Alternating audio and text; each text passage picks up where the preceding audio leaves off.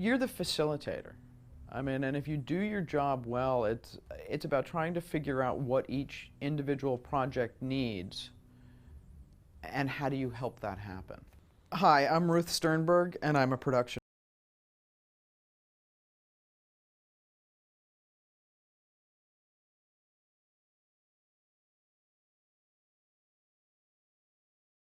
manager. Is generally the intersection of money and the art.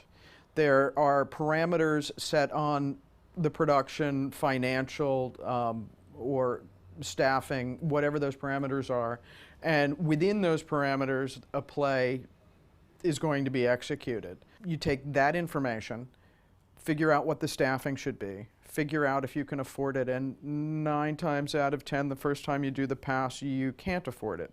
So then you go back and try to have conversations with directors and designers about what are the pieces that what they've come up with achieves. And then from that point, you can figure out how to get them what it is that they want to get achieved, and then figure out how to do it within the financial parameters. When I was very young, my mother had a children's theater touring company. So I was on tour at the age of 5. Don't necessarily know my mother's motivation for putting my brother and I in the plays. It may have had something to do with babysitting, I don't know.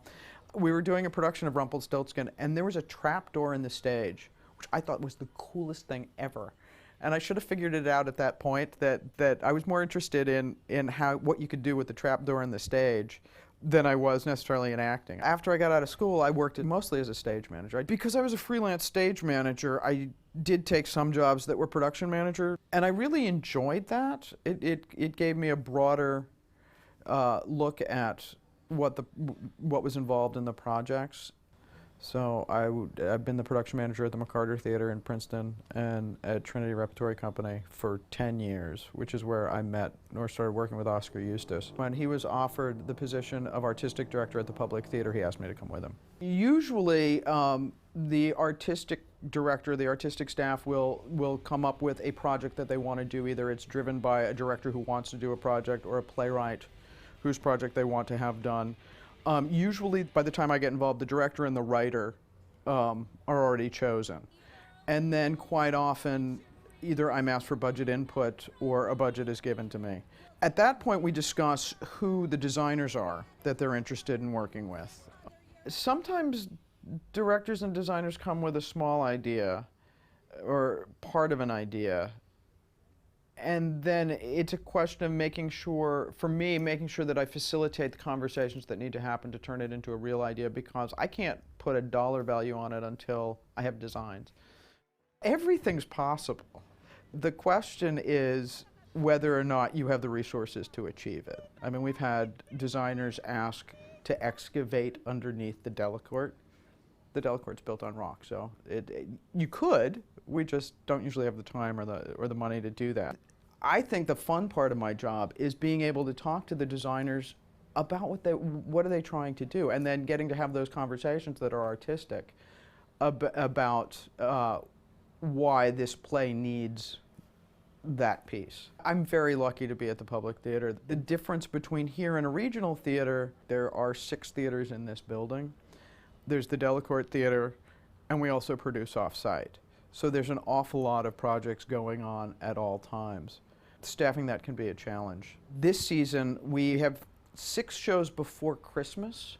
If we do our job well, nobody would ever think about all of the chores that go into producing a play. I mean, there's trucking, there's lumber delivery. There's a lot of coordination, and I think it's probably more complicated because there's 6 theaters in the building. Every show has its own challenge, and sometimes they're technical challenges, and then there's some like really wild challenges. We did a production of Kicking a Dead Horse that Sam Shepard wrote and directed, and this play has a dead horse on stage that needs to, on cue, fall into a hole. What I didn't know before we started that process is it is now illegal to buy a horse hide in the United States. So our props department had quite a challenge ahead of them. First of all, how would one make a realistic looking dead horse? And we actually bought a taxidermy form and then ended up buying someone's family horsehair blanket that had been made from a horse hide in like the early 1900s, and using that to cover the taxidermy form, and then also putting a motor in the horse so that it would roll on cue to fall in the hole. I see my job more as supporting the people who are working for me to make sure that they get what they need, both in terms of information, resource, access to staff, quite often trying to figure out who would be the best person for a job. I would also say that part of being a good production manager is part cheerleader, that you need to maintain a positive attitude. It can never be about you. It's always about the project. I think it has to be somebody who doesn't have a big ego, because I think you'll just be sorely disappointed. I like this kind of work because I think I'm the kind of person who tends to get bored easily. And once I get bored in a job, I don't want to do it anymore.